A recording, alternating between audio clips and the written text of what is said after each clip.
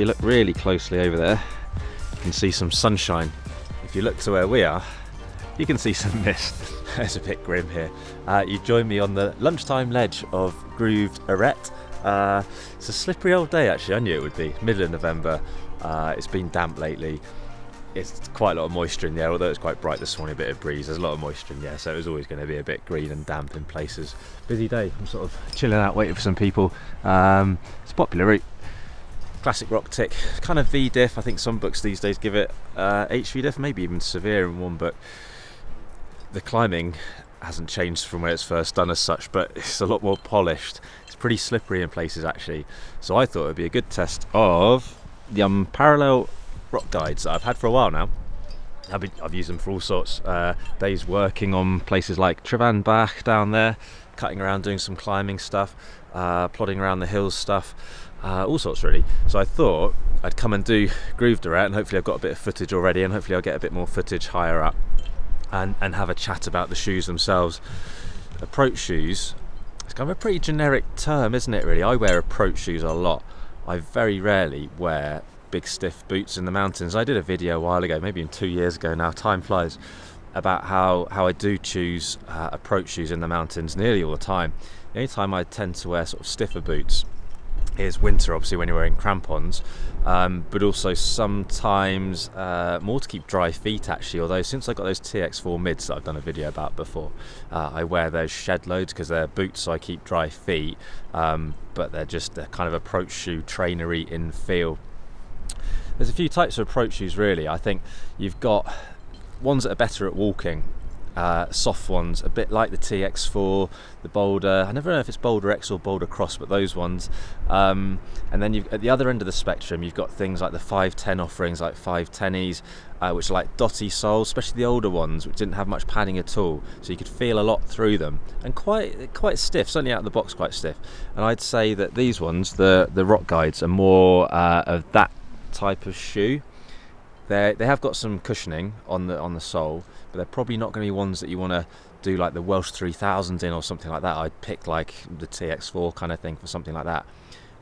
But where the TX4 style shoe falls down a bit is on the climbing stuff. They climb just fine, but I find ones with just skinny soles like this, a bit more feeling, a little bit stiffer, you're not going to call them a stiff shoe like a TC Pro or something, but they're going to climb better. The holy grail kind of all-rounder, I'm not sure it exists, maybe it does, but my old Adidas Terex ones, they were as close as I've ever got. I flipping loved them. I still need to glue the sole back on them, but I really wanted to test out these ones, so I'll climb a bit more in these as well, once the queues have abated a little bit. It's really good up there, it's quality moves. It's the better half of climbing, I think, than the lower half. So I do a bit more footage of that, and then I have a little sum up of my experiences, not on this route only, but also on the the last month or so that I've been using them as well.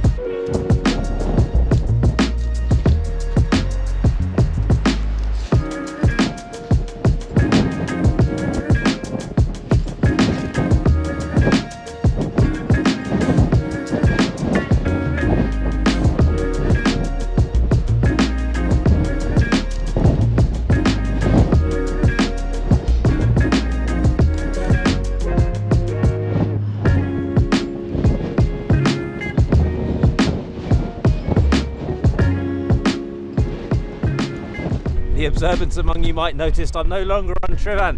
I'll explain why in a second. Not an epic is not the right word at all, but things took a little bit longer than expected, and I'll explain why in a minute. I just wanted to film, oh look at that sunset, it's amazing isn't it? beautiful afternoon, evening. Oh, there he is, the boy, always in the film somewhere. Here with Cribgor, the Glyderau, looking down towards Llanberis.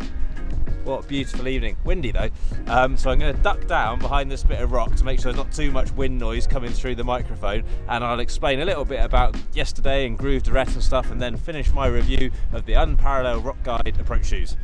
I said I had a mini epic on Groove Arete. That's being melodramatic. It wasn't really a mini epic. It just took a lot longer than expected.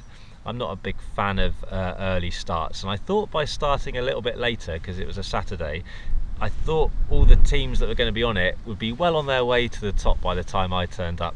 So I didn't turn up to the car park and start walking till about 10 o'clock. And I thought I'd be down by maybe 2:30, there or thereabouts. Actually, it turned out to be 4:30, just beating the darkness, although of course I had a head torch and spare layers and a bothy bag, that kind of thing. But yeah, it took a lot longer because there was quite a few parties ahead of us, 4 parties ahead of us. And they weren't the most efficient climbers in the world. They were having a lovely time, they were super nice, I had some nice chats with many of them, so I had a nice day out, but it wasn't the speedy ascent I thought it would be. To be quick, or to, you know, on that side of things, I took a 40-meter skinny single. I took a set of super lights, the DMM super lights. I took a set of Black Diamond C4 cams from silver to gold, and then I took like 4 quick draws and the normal few slings and belay kit. So the idea was I wouldn't place much kit, I'd just crack on and get moving. But it didn't really happen like that. I waited on every belay for yonkies. I waited halfway up pitches for yonkies. I saw numerous rope twists where ropes wouldn't go through quick draws because the double ropes, half ropes had got twisted and stuck. I saw leaders calling their belayers to find out what was going on, if they were on belay, if they were off belay, how much slack was left and all this. I've done videos on multi-pitch efficiency and stuff like that, I think, but maybe I'll do another one. But everyone was having a nice time, so all was good with the world. I particularly want to do that route for this video about the shoes that I'll talk about in a moment. So what I should have done really is just picked a different route, but I particularly wanted to do that one. I particularly want to do that one because it's a classic, which is why there were so many people on it. It's a classic rock tick, it's a Rockfax top 50 as well, so that always draws people, for better or worse. But also, whilst it's VDiff, or in some more recent books, HVDiff and 4A, I think, it does require a bit of decent footwork. It's very, very polished. It's had a lot of traffic over the last 100 years, or whenever it was climbed, a long time ago. So it's super polished.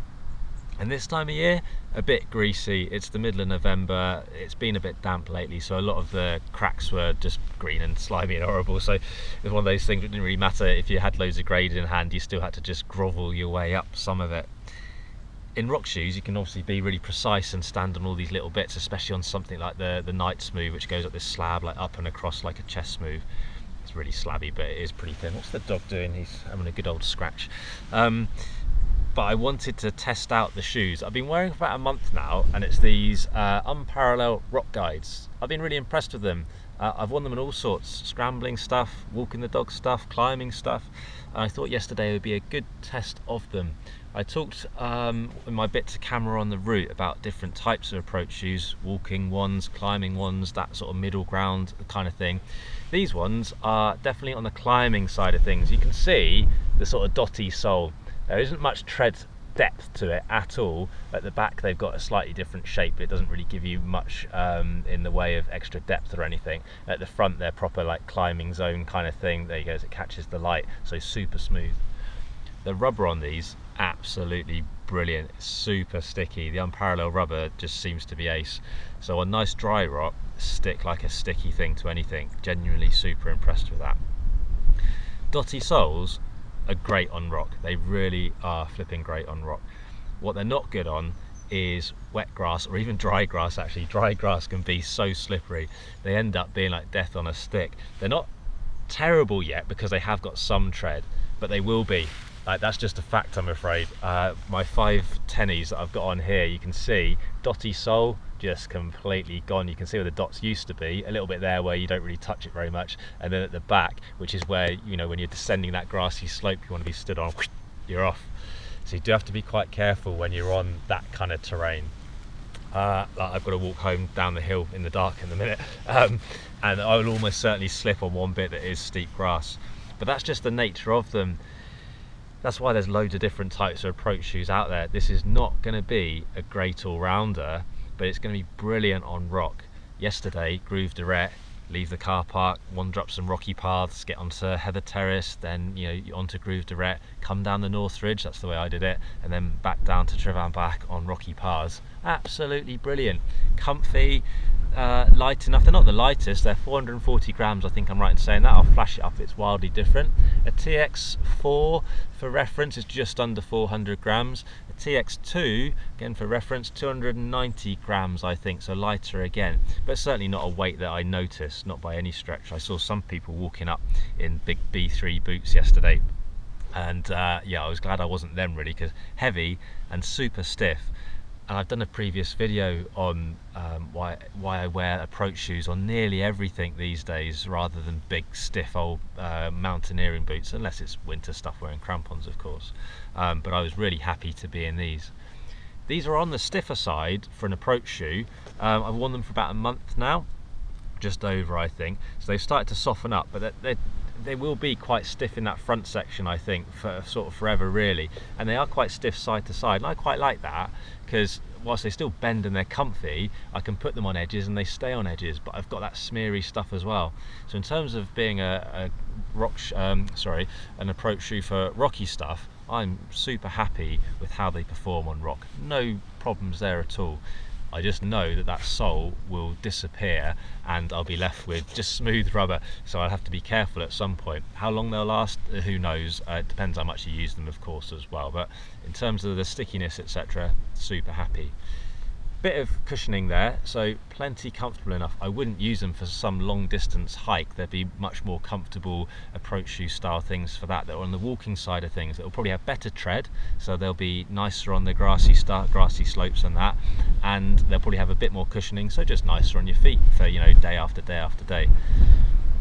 Fit wise, I've got fairly standard feet. These aren't particularly wide, they aren't particularly narrow. I don't think they're pretty standard. The lacing is really good though, so you can get a really precise fit. They go right from the toe up to here with loads of eyelets, so I can get them really nice and snug on my foot, so I'm really happy with that. They're not made of any mesh panels, they're pretty solid shoes, so they don't dry that quick, but equally they don't let just that little bit of water in, but there's no Gore-Tex lining, so they don't keep your feet dry forever walking through a bog. TX4s, you can get a Gore-Tex version of them as an example, but they're still obviously low unless you get the mid version, so they're still obviously low in trainer form, so water can just come over anyway. But I found these to go through a bit of wet grass just fine and keep a shower off just fine, but just don't, there's no proper waterproof lining, so just be aware of that. Sounds silly, but they've got this loop on them, and some approach shoes I've bought in the past haven't, and I find that really annoying. I want to dangle them off my harness like that. I know you could just clip a crab there, but they don't dangle so well, and your socks have that chance of falling out. I don't want to lose my socks halfway up a route. So, comfy for me, absolutely. I've really enjoyed wearing them yesterday on grooved Arete. They're brilliant. Some bits are quite cheeky, like I say, on that, because of the greasiness, the shininess and all that kind of thing. These stuck where I wanted them to go. They wedged into cracks where I wanted them to be comfortable wedging into cracks. They didn't grip on the green slimy stuff because literally nothing would. And they were comfy on the walk off as well. So as a kind of, a rocky climbing style approach shoe, absolutely brilliant. Whether they're the right ones for you will depend on what you want to do with them. Some people say when they see a shoe with these dotty things that they're useless in the UK because we're always on slippery wet grass and stuff, but cutting around the mountains day in day out and climbing day in day out like I do, I see so many people quite happy with these soles, so I think these are a really good shoe to try out. Price isn't bad actually for a techie approach shoe.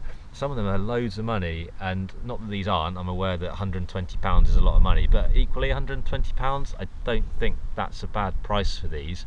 I've got to say a big thank you to Dark Ventures for sending us a pair of these to test. I was keen to try them, so I gave them a shout and they were kind enough to send me a pair to try.